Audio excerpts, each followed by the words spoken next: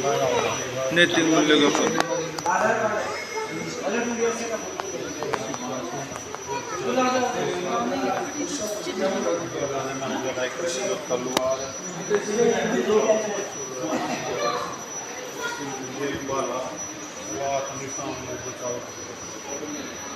पगड़ी मारण महाराणा प्रताप को ना टोपी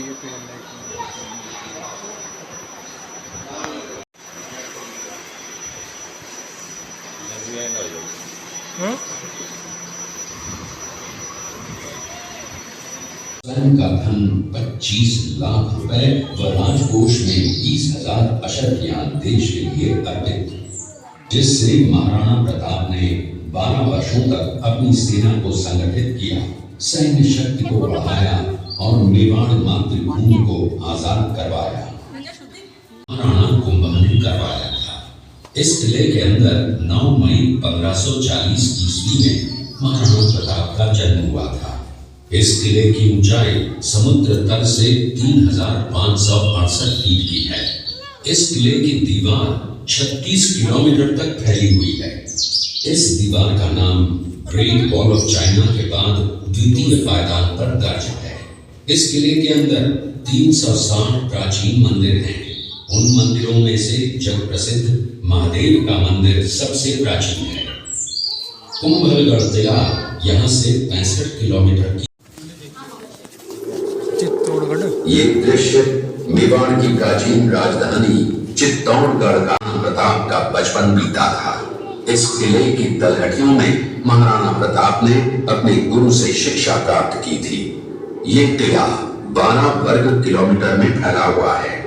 इस किले पर जब भी विदेशी आक्राताओं ने आक्रमण किया और उस आक्रमण में कोई भी राजा व सैनिक वीर गति को प्राप्त कर लेते तो उनकी पत्नियां वीरांगनाएं अपने सतीत्व की रक्षा करने के लिए जलती हुई अग्नि में कूद प्राणों को त्याग देती थी, जिसे हम जौहर कहते हैं।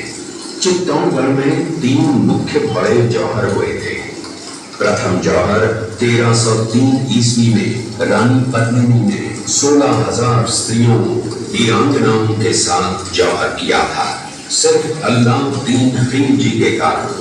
दूसरा जौहर 1535 ईस्वी में गुजरात के शासक बहादुर शाह के आक्रमण के कारण रानी कर्मावती ने वीरांगना ने चित्तौड़गढ़ पर आक्रमण किया था। जब वो शेरपुर पहुंचा तब इसका पता कुंवर अमर सिंह को चला, जो महाराणा प्रताप के पुत्र थे। अमर सिंह ने शेरपुर छावनी पर अचानक आक्रमण कर दिया। उस आक्रमण में मुगल सेना में भगदड़ मच गई। मुगल सेना को अपनी छावनियों को छोड़कर भागना पड़ा। छावनियों के अंदर से लूटा हुआ माल व अब्दुल रहीम खान खाना, जिसने अपने पुत्र का बलिदान देकर राजवंश की रक्षा की थी, उस मां का नाम पन्नाधाय था। पन्नाधाय जाति से गुर्जर थी। वो एक राजकुमार की धाई मां थी। दूसरी तरफ हाथ में तलवार लिए खड़ा ये बनवीर सिंह एक दासी पुत्र है। ये कुंवर उदय सिंह की हत्या करके मेवाड़ की राजगद्दी प्राप्त करना चाहता था।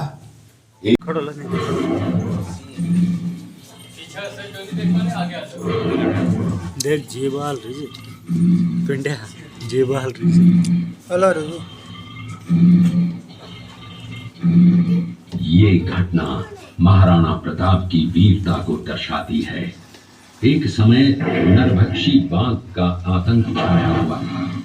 महाराणा प्रताप ने उस बाघ का, मैं महलों में रहूंगा, न किसी धातु के पात्र में भोजन करूंगा, न किसी गद्दी के बिछौने पर सोऊंगा। पत्ते ही भोजन के पात्र होंगे, जमीन ही बिछौना होगा।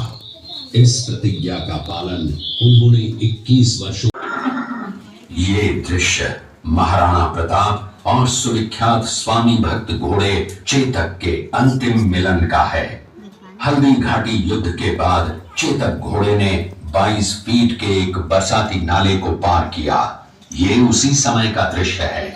पास में खड़े महाराणा मीटिंग है युद्ध प्लानिंग या राणा साहब के मेरे हलकट से सहयोग राणा साहब के मेरे हलकट से सहयोग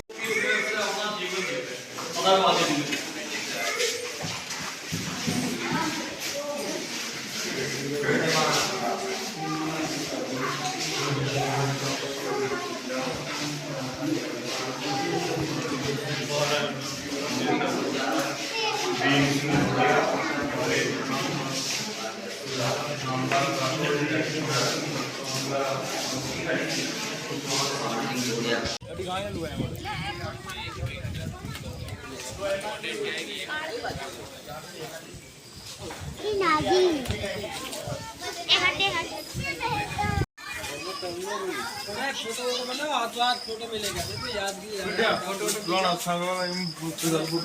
ਆਪਣਾ ਖੜਾਵਾਂਗੇ